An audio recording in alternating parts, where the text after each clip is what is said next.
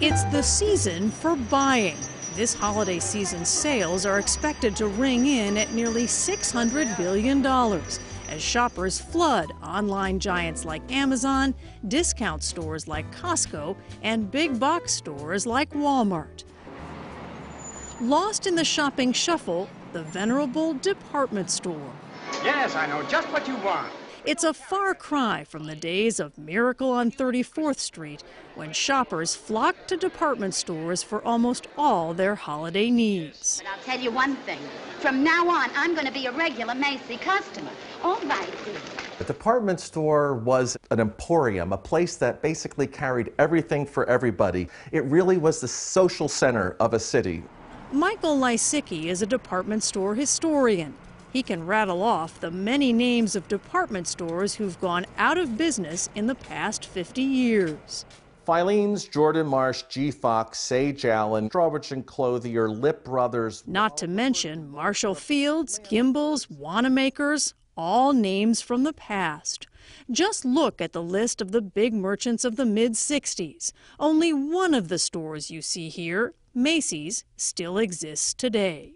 I'm sorry to say, I think the era of department store is past, and I really miss it. Thank you so much. Which brings us to J.C. Penney. The 110-year-old merchandiser is struggling to find its way.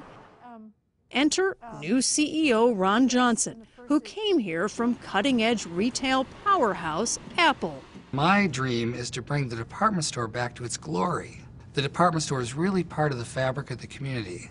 His assignment? To make J.C. Penney, a store founded in Wyoming by James Cash Penney back in 1902, a shopping destination all over again. Today we all shop everywhere. We go to Target for some things, we go to the Gap for some things, we go online to Amazon. We all shop around. There's very little loyalty today in American retailing. To earn loyalty, you've got to do more than help them buy. You got to become a part of their life. So for the past year, Johnson has been working to transform all 1,100 stores in 50 states into a 21st century state-of-the-art store he calls JCP. We're here today in the future JCP. You know, we're going to transition JCPenney from a promotional department store we call a specialty department store, which is an entirely new way to shop. His plan, as he showed us at this prototype store in Dallas, is to entice customers with shops within his JCP stores, creating a mini mall in each store. Well, we don't call it an aisle, we actually call it a street. A street. It's a place to be, and it becomes the new navigation path for shopping. Because in the age of the internet, you've got to do more than be a place to buy. You've got to be a place people love to be. And so the street allows you to kind of do things that you couldn't do elsewhere. So while a woman shops for the latest fashions, her husband can be catching up on the scores at the iPad table. I feel like I'm in the Apple store. Right. The kids can head over to the Lego station. Afterwards, they might visit the in-store candy shop for a treat. Throughout, they'll find consistent prices for merchandise. Johnson banished the coupons JCPenney customers relied on for years. The reason we're not using coupons is we would have to artificially inflate the prices 30–40% to offer the illusion of value through a coupon. And that's a fundamental choice. We can either raise our prices and have coupons or price it low every day and try to deliver even more value periodically. We think that's a better way to run a business. Johnson may believe it's better, but without coupons, sales at the new JCP stores dropped 20% in the first 3 months and have continued to decline. And JCP's stock price has dropped by half this year alone. JCPenney is a store of necessities. It's a store of sales. You can't really dress up a store that has really traditionally played a basic role and try to change it almost overnight. So who does have the recipe for department store success? Welcome to Nordstrom, where the family name is still on the door and a family member, Eric Nordstrom, is president of stores. Last year's sales here totaled $10.5 billion. Why do you think Nordstrom has been successful when some other department store chains have faltered?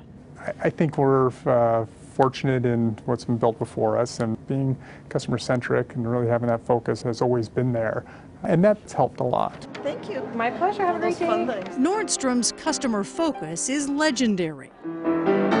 There's a piano player, a concierge at the front door ready to help with requests, and one rule for employees dealing with customers: use your best judgment. People talk a lot about Nordstrom's return policy, which is what? We don't have a return policy. Yeah.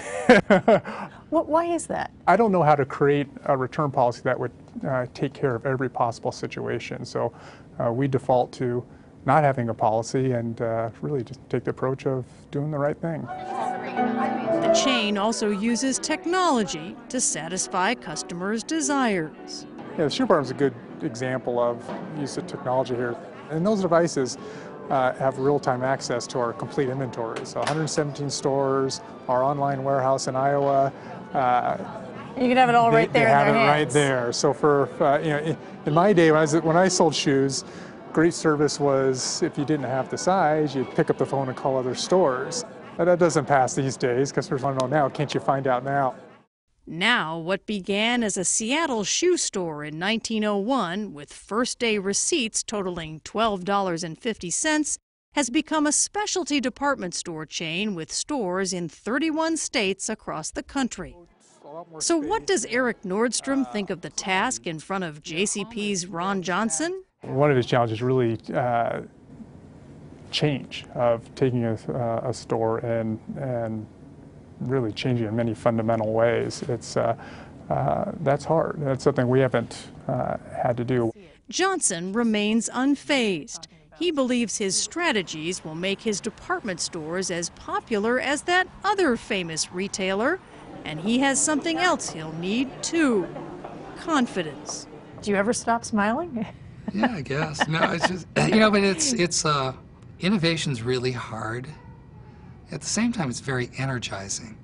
And it's so important that we invent the future and we move forward. So what if you fail? It's not an option. Not an option. Nope, Not going to happen. not going to happen.